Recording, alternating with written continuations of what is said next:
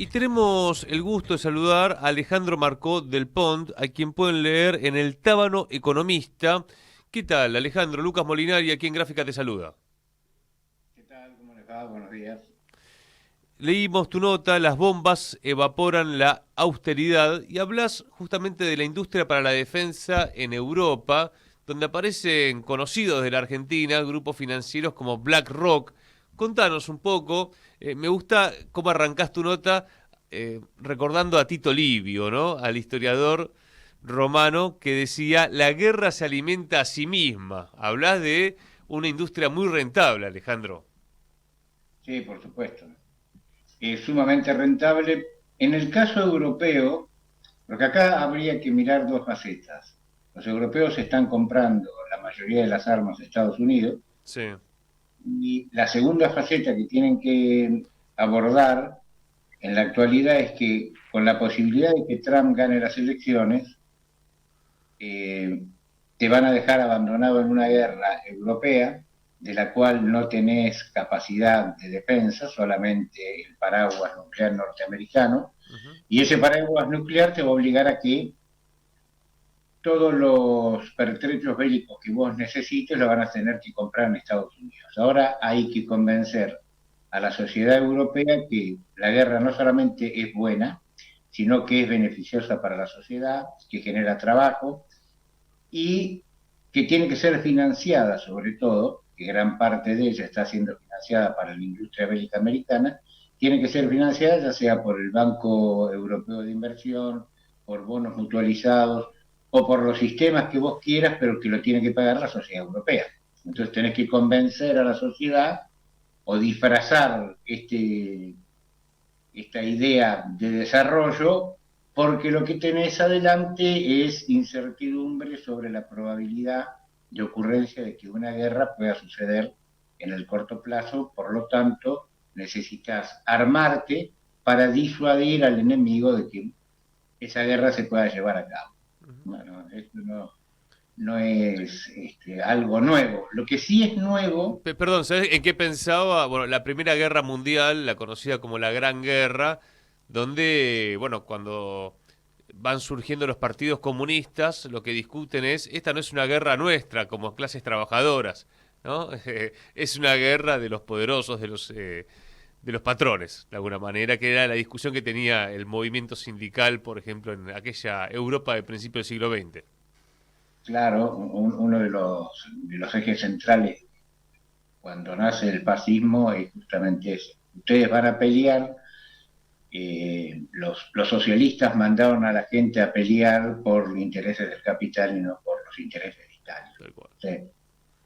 ¿Sí? El problema acá, insisto, es cómo vos vas a hacer para financiar la guerra. Ursula von der Leyen, que es la líder de Europa, ha dicho de que Europa necesita gastar de manera europea, lo que sería el compre argentino, para que se entienda, Ujú. y en realidad lo que está haciendo es prestar europeo, porque lo que se necesita es que se pueda financiar. Pero lo que decía es que lo interesante es que Estados Unidos ya le dio la espalda directamente a la guerra de Ucrania, y más allá de que en la guerra de Ucrania se esté decidiendo la unipolaridad o la multipolaridad, el problema es que Rusia le puede ganar a la OTAN, que de hecho lo está haciendo, y si vos abandonás Europa a su suerte, bueno, vas a necesitar una industria bélica financiada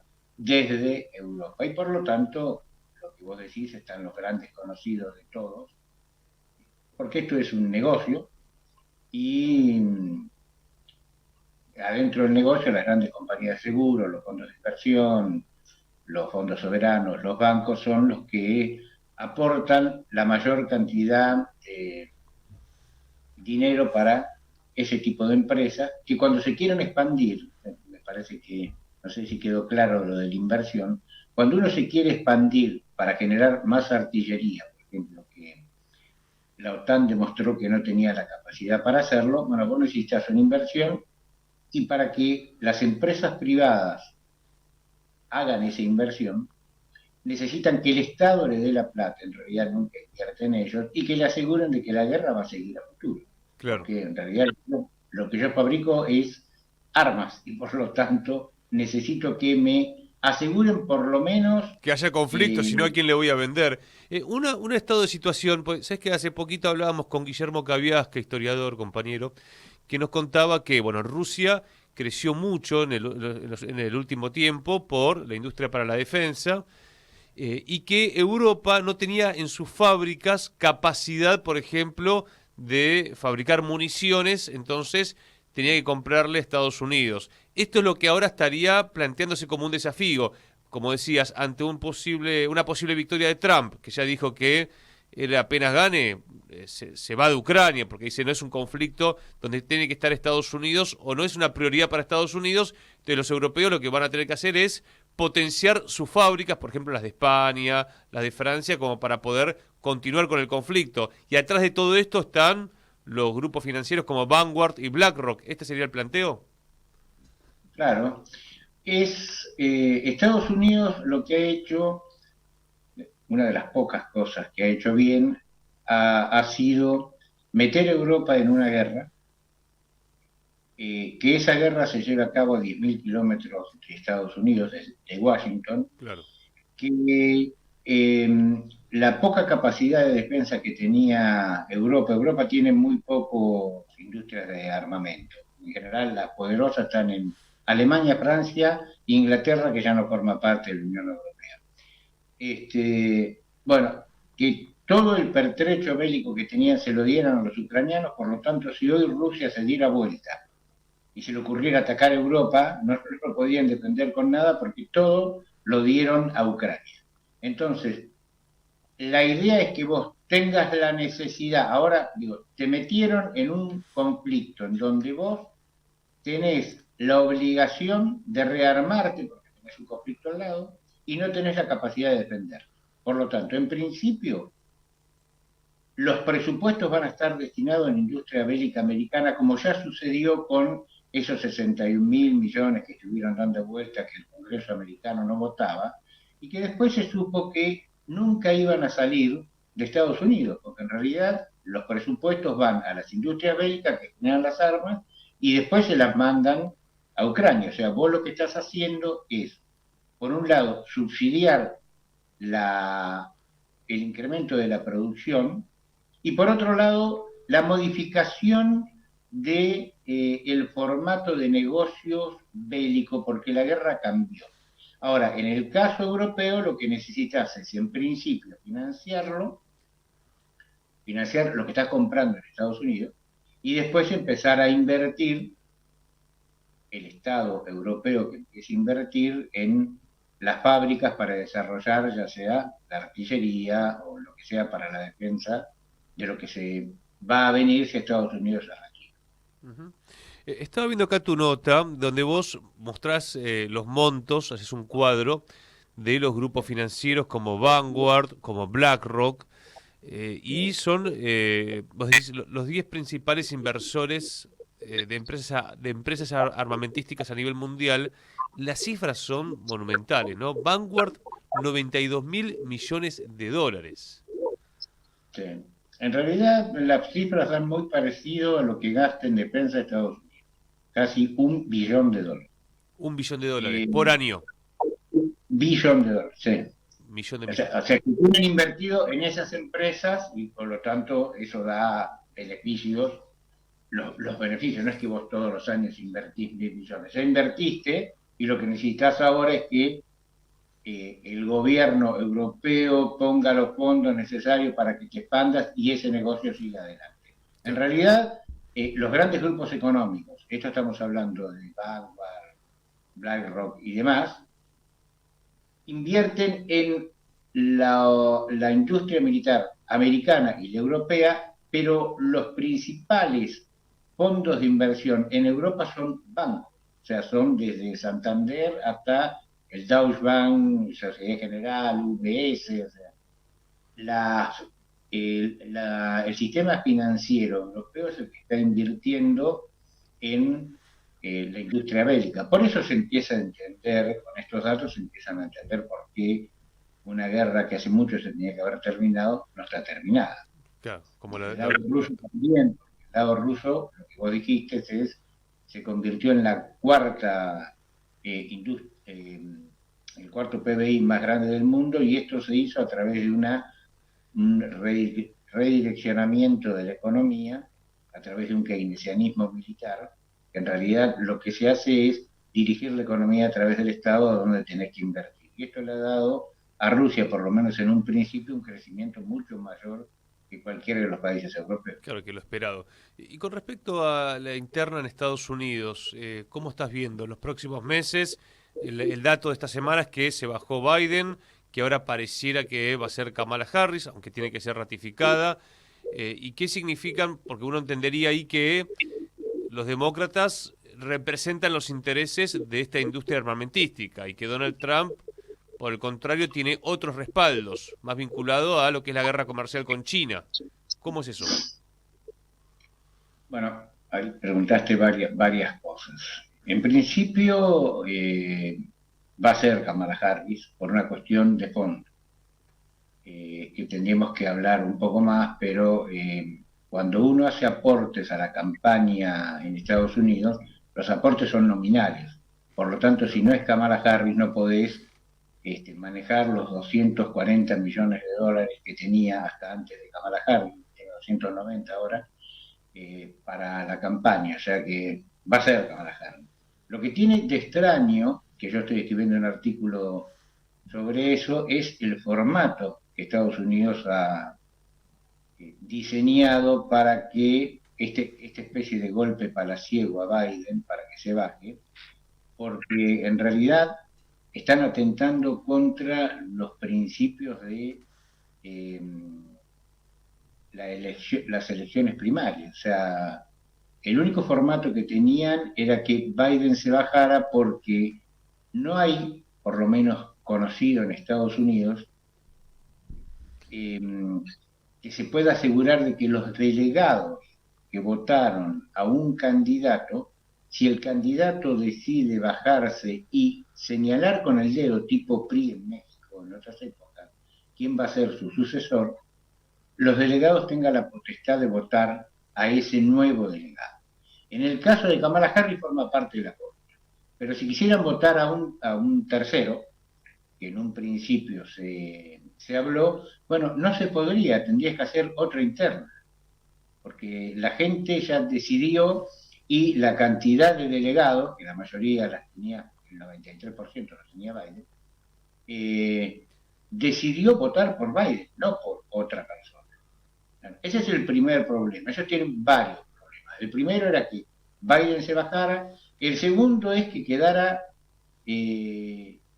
tratar de ocultar de alguna manera esta estafa a los 15 millones de votantes demócratas que fueron a votar por alguien y ahora le van a decir de que ese alguien no va, que no se va a hacer una nueva interna y que algunos están hablando de que se podría hacer una interna abierta en el cual se podría votar a otros candidatos, lo cual no va a ser cierto por lo que te digo, o sea, los fondos de campaña son nominales. En lo que respecta a Trump, en realidad los fondos, según Open Secret, los fondos están bastante de la industria armamentista, están inclinados un poco más al Partido Republicano que al Partido Demócrata, a pesar de que el Partido Demócrata es el guerrero en estas épocas, pero está completamente dividido. Yo creo que ahí sí lo que hay que saber, que se puede profundizar un poco más, el negocio de la industria americana está garantizado. Lo que no está garantizado y que se podría pelear es la productividad y la expansión de la industria americana, esa es una cosa, y el modelo de negocio en la industria americana, modificarlo porque la guerra en Ucrania cambió el tipo de guerra que había.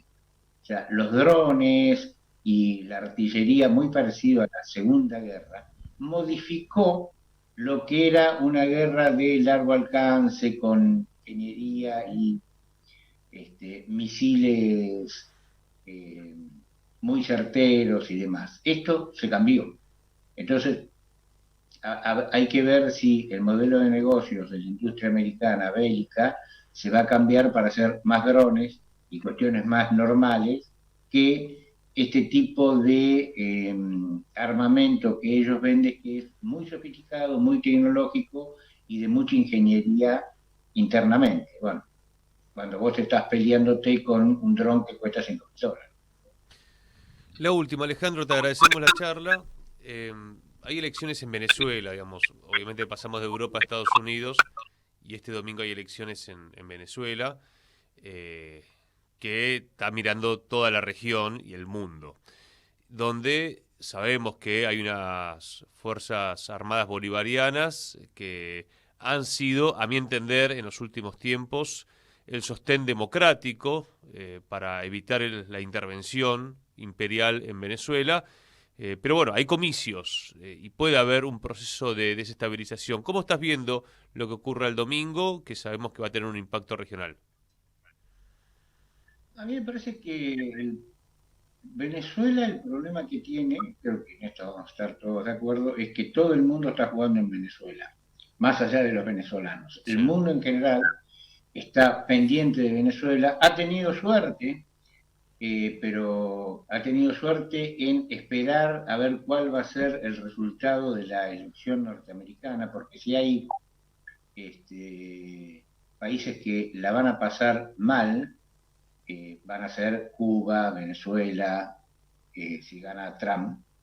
Seguramente México, por eso quien ganó las elecciones en México está esperando a ver quién vaya a ganar, porque no solamente, como dijiste vos, el problema de los republicanos es su enfrentamiento con China, sino la frontera sur mexicana. Creo que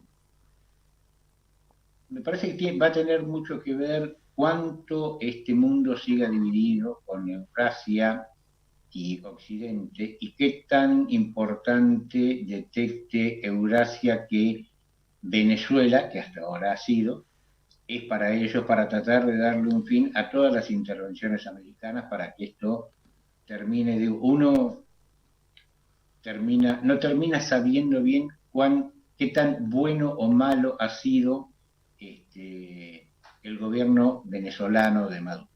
O sea, es tan complicado o se meten tantas mentiras en el medio que uno termina no sabiendo. Digo, recordemos que los norteamericanos inventaron un presidente que después era tan delincuente que lo tuvieron que sacar y lo olvidaron, todo el mundo se Guaidó, sí, olvidó sí, sí. de Guaidó, claro, todo el mundo se olvidó de Guaidó, pero los ingleses se quedaron con el oro venezolano diciendo que Guaidó era reconocido como presidente. Bueno, ahora las elecciones juega el mundo. Yo espero de que nuevamente, como ha pasado, seguramente va a ganar los que todos suponemos que van a ganar. El problema es que tiene que estar garantizado por todos los vedores posibles, porque si no, todos sabemos cómo es cuando la derecha gana está bien y cuando la derecha pierde, Hay fraude. no, hubo fraude y Gracias, Alejandro. no faltaba más. Un abrazo.